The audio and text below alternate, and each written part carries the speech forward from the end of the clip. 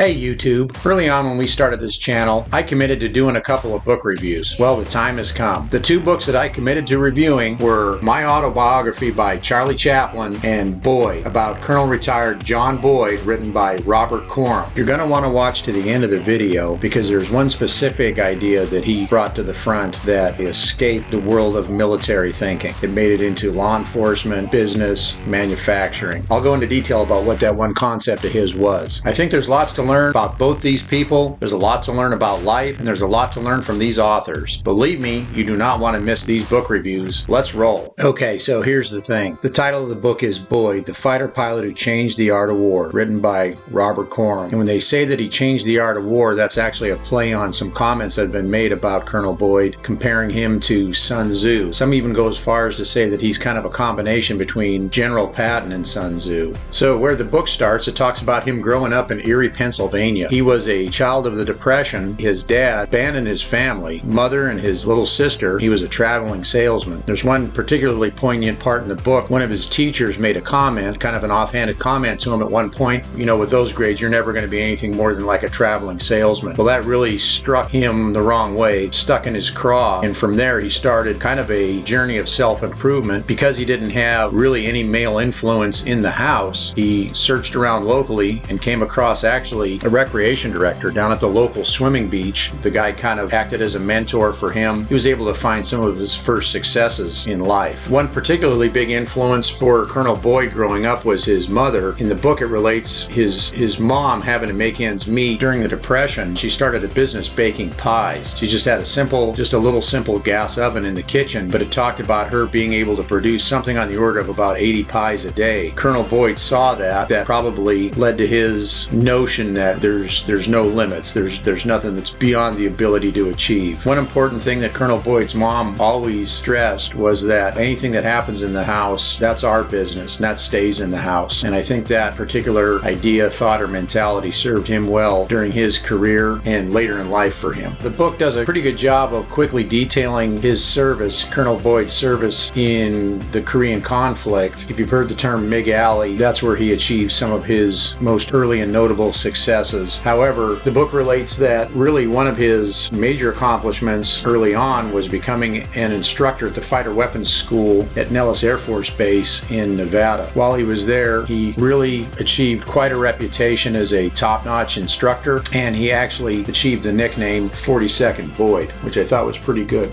The airframe in use at the time in the United States Air Force was the F-100, which saw service in Vietnam. One of the interesting dynamics that Colonel Boyd really pushed as an instructor was that you really had to push the envelope. You really had to push the limits to the point that he figured that if enough pilots weren't getting killed in training, the Air Force wasn't training hard enough. There's actually a line in the book where it talks about the United States Air Force during the 1950s was one of the worst places for a fighter pilot. Thinking being that World War II having been such a bomber-centric conflict that the fighter weapon systems and fighter pilots were really kind of an afterthought. The book does a good job of getting into the differences in appropriations between the Department of the Navy and the Department of the Air Force and all the politics that are involved in that. And that comes into play later in the book when Colonel Boyd is assigned to the Pentagon. One real interesting part of the book describes the way Colonel Boyd was actually able to finagle computer data for his research.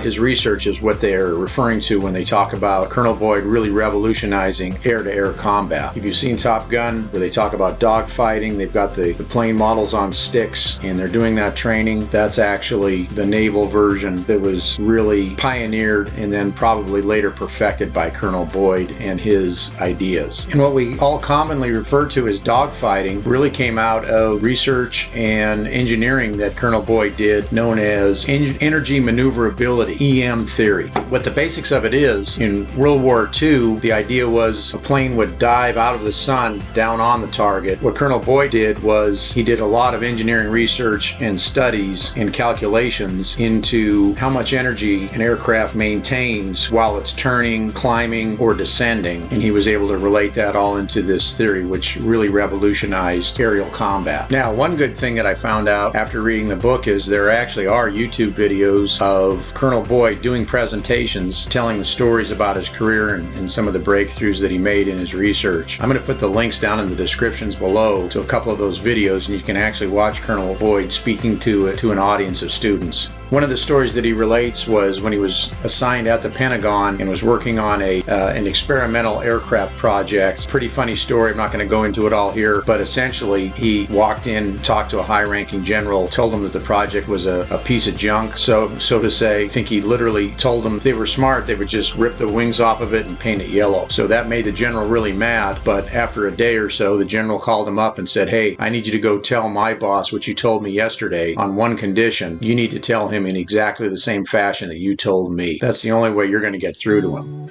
But in the end, the real idea that Colonel Boyd is best known for is what's known as the OODA Loop. Now, Colonel Boyd always said he hated it when people referred to it as the OODA Loop. He referred to it as the OODA Loop. What that stands for: observe, orient, decide, and act. This is something that he calculated and decided to do during actual combat operations and in the Korean conflict. What the basic idea is you need to observe. In this case, it was North Korean pilots. And by observe, he's talking about you needed to understand what did they have for breakfast, what's their religion, what kind of movies do they like, are they married, are they single, what do they do for recreation, and you basically have to try and get into their head. So first you observe, then you orient. The term that they use is you have to get into their loop. In other words, you're trying to outthink them. You're trying to think what they would do, and then just like a good chess player, that'll put you maybe a couple of moves ahead. You decide on what your action's going to be, and then you act, you take that action, then you start all over by observing again. This was used post-Korean conflict, during Vietnam, during the Cold War, in military operations, but in the late 80s and 90s, it kind of came into fashion to use this in other endeavors. The first of which was room clearing. From air-to-air combat, it went into ground combat, most notably when squads were clearing rooms or clearing buildings. OODA Loop fits right in. From there, it bled over into law enforcement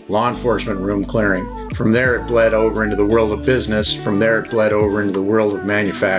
OODA, OODA Loop. Just don't call it that. Colonel Boyd will be spinning in his grave. So, in conclusion for Colonel Boyd, there are a couple of good videos where you can actually watch him in first person telling his stories. The man was universally regarded as, while at the same time genius, but also profane, rough around the edges, and some say he even holds the record for eating 2 eggs, 2 slices of bacon, 2 pieces of toast, a cup of coffee, and a cigarette, all within 22 seconds. It's a great book. I highly recommend it. We'll catch you next time. Thanks.